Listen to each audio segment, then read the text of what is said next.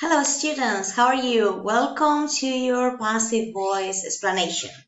First of all, I would like to do a brief review of the perfect modal verbs, simple and continuous, which we were studying in the previous unit, because I think that it would be a good idea to do this review because it could be included into the passive voice. So let's go.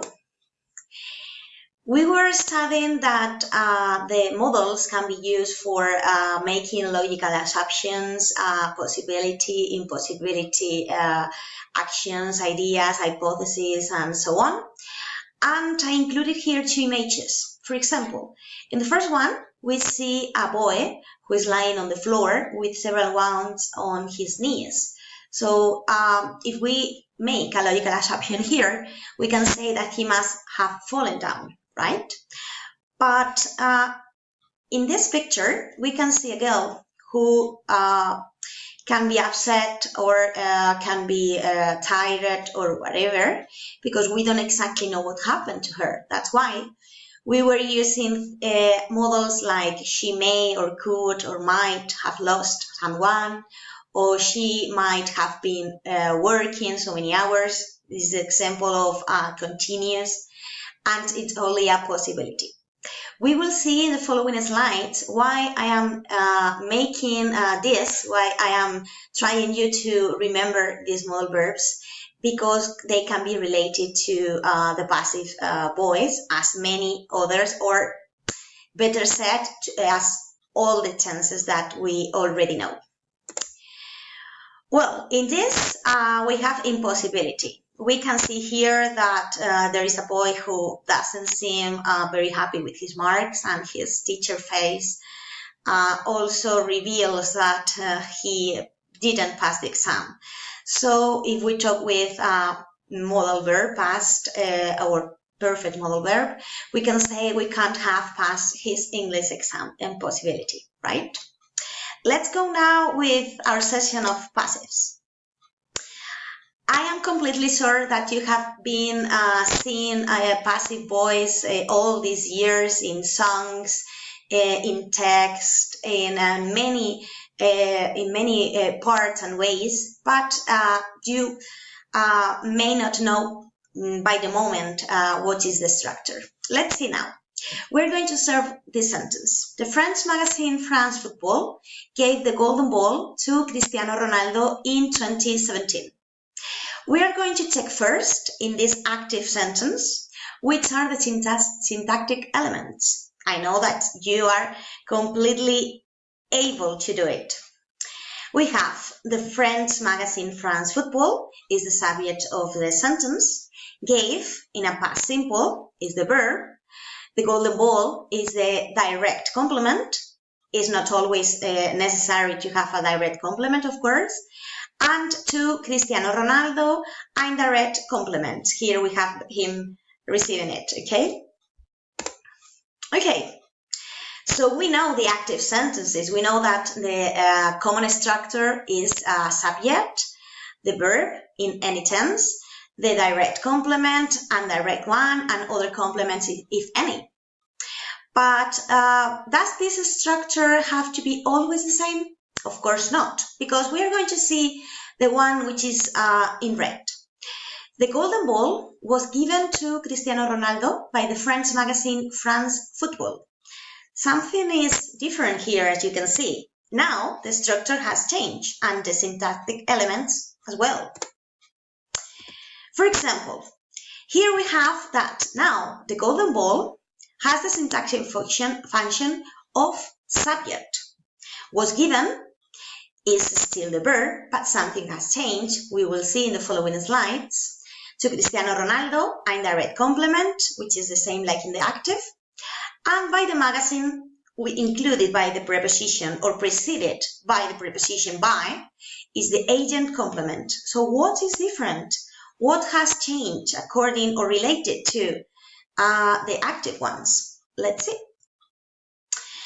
What do we have to take into account when we turn an active sentence into a passive one? The subject of the active will be the agent in the passive sentence, as we saw in the previous example. The verb of the active one will remain as the verb in the passive voice. But how? Because this is important. We saw in the previous one here that something has changed. Now it was given. Why? Because we have to take into account the tense of the verb in the active sentence.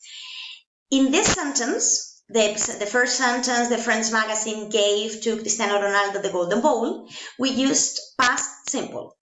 What do we have to do next to turn into passive? We have to use the verb to be, always the verb to be, in the same tense of the active phrase.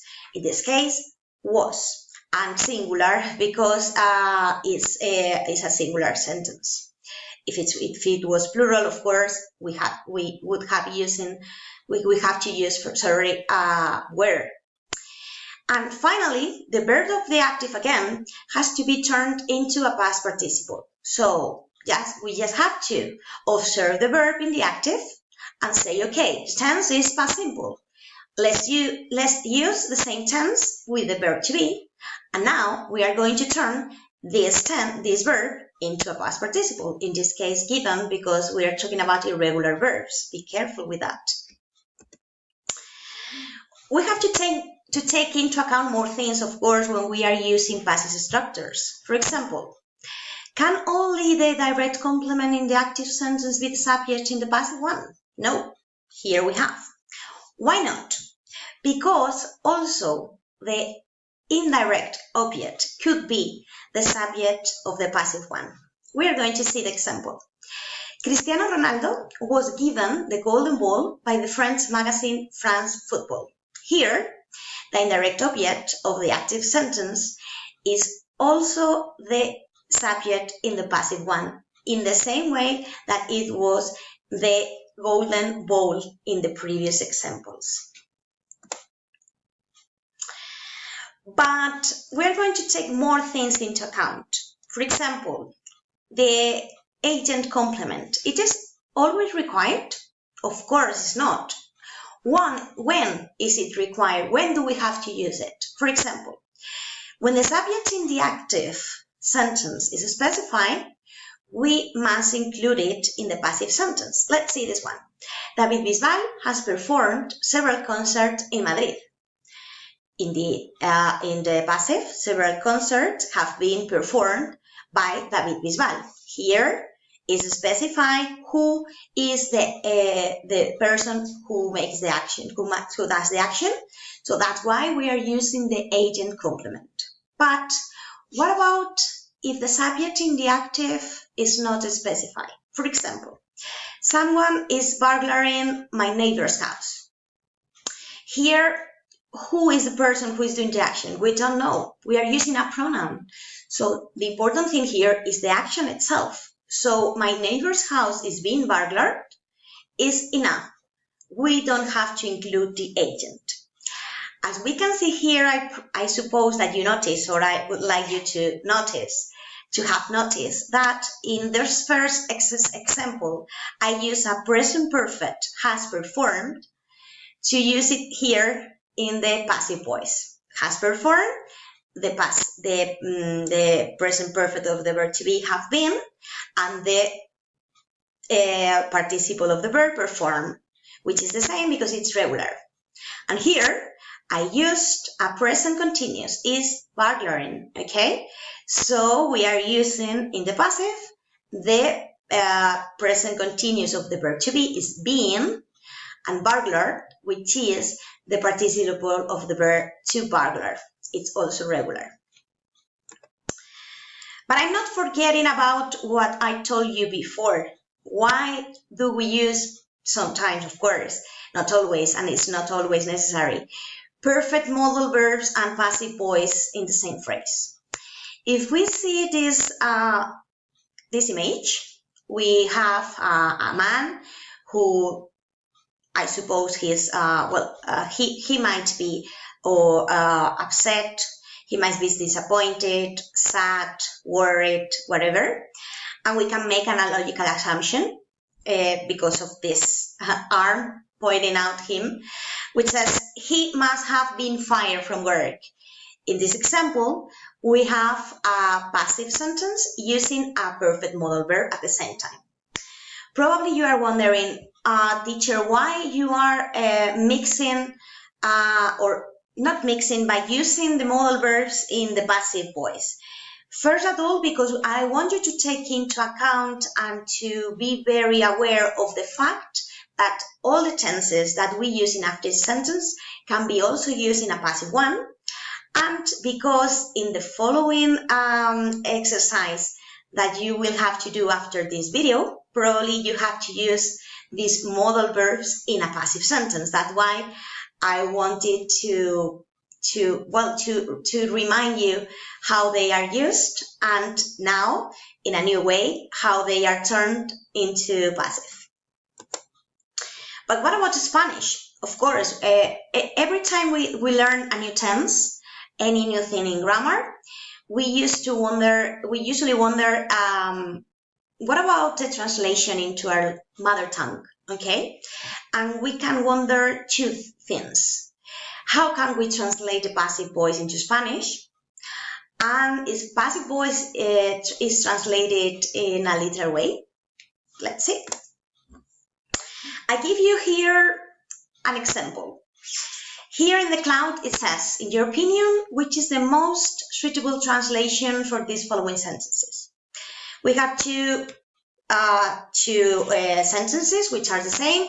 A bunch of flowers was given to me by my aunt, and I was given a bunch of flowers by my aunt. It's exactly the same, but using the complement, direct complement first as subject, and here using the indirect complement as a subject.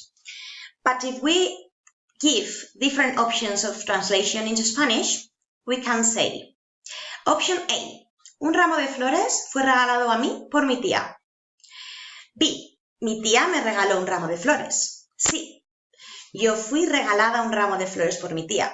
As you can see, A and B sound a little bit weird, and we don't talk like that in Spanish. That's why I highlighted the correct one in Spanish, the correct translation into Spanish. But don't worry about this, because we will be studying and analyzing more in following sessions how to translate this tense into Spanish.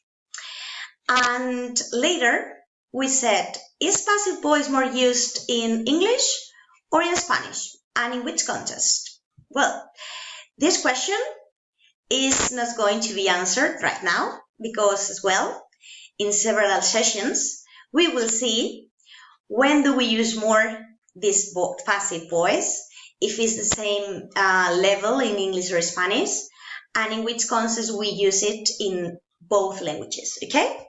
That's why this part is to be continued.